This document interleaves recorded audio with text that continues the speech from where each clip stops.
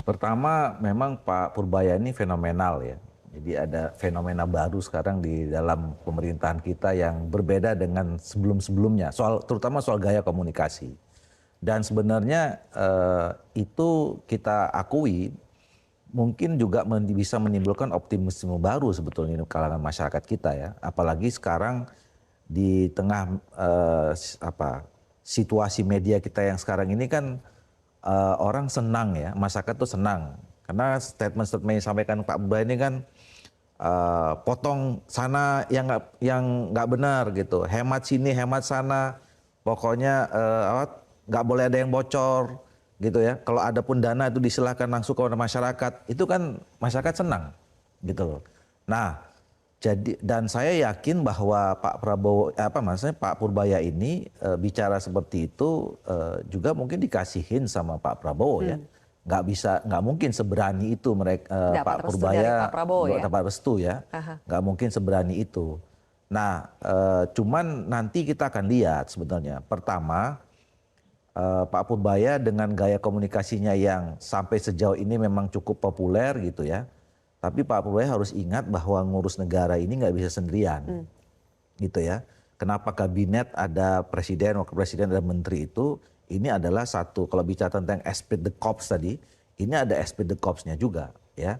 Mungkin ada hal-hal yang mungkin sampai batas tertentu itu boleh dikemukakan di publik, gitu. Tapi juga ada yang mungkin tidak perlu, gitu ya, tidak perlu. Sehingga kekompakan, soliditas, harmonisasi kabinet itu juga penting untuk dijaga gitu.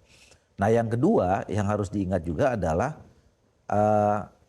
apa yang disampaikan oleh Pak Purbaya ini akan ditunggu nanti pada waktunya. Ya. Seperti yang dibilang 3 bulan, 6 bulan gitu ya. Tadi yang seperti kan disampaikan oleh Saudara Henry tadi, ya masyarakat tunggu. Kita mudah-mudahan 3 bulan, 6 bulan lagi kita nggak lapar lagi. Gitu ya, tidak nganggur lagi gitu ya. Terus kemudian anak-anak kami bisa sekolah dengan bagus dan segala macam. Nah itu yang harus yang ditunggu. Jadi mudah-mudahan apa yang disampaikan itu nanti juga relevan dengan hal-hal yang konkret kita lihat 3, 6 bulan, 9 bulan tahun depan yang akan datang. Kira-kira begitu. Pertama saya ingin jelaskan bahwa saya kira semua kita, ya, siapapun ya, akan memberikan dukungan kepada siapa saja orangnya yang memang punya niat baik dan kerja serius untuk kepentingan bangsa, negara, rakyat Indonesia. Ya, dari manapun dia latar belakangnya, even termasuk seorang Purbaya. Nah, kita berharap sebenarnya Pak Purbaya itu tetap fokus. Kalau memang beliau dari awal ditugaskan oleh Pak Prabowo sebagai presiden yang niatnya untuk tadi katakanlah melakukan perbaikan ekonomi kita, menghilangkan kebocoran-kebocoran, efisiensi, hemat, memberantas korupsi, ya, membongkar hal-hal yang tidak tepat selama ini gitu ya.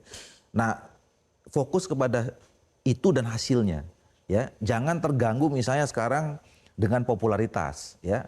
Karena betul tadi disampaikan bahwa tujuannya bukan untuk mencari popularitas, tapi menyelesaikan masalah. Nah, oleh karena itu menurut saya, kalaupun sekarang disebutkan sebagai menteri yang paling populer, ya itu jangan sampai mengganggu niat awal dan kerja lebih serius untuk mencapai tujuannya gitu loh. Itu yang paling penting sebetulnya. Karena yang kita lihat itu bukan soal hasil survei, populer atau tidak gitu. Karena kan sekarang orang mudah aja kok bisa jadi populer tiba-tiba, mudah juga tiba-tiba jadi jatuh itu juga tidak sulit gitu loh. Tapi kan bukan itu yang mau kita cari. Kita bermanfaat atau tidak buat kemajuan bangsa dan negara kita. Itu yang paling penting. Terima kasih. Salah satu yang disukai oleh publik terhadap Pak Purbaya ini kan apa adanya. Ya, saya kira pertama harus konsisten apa adanya.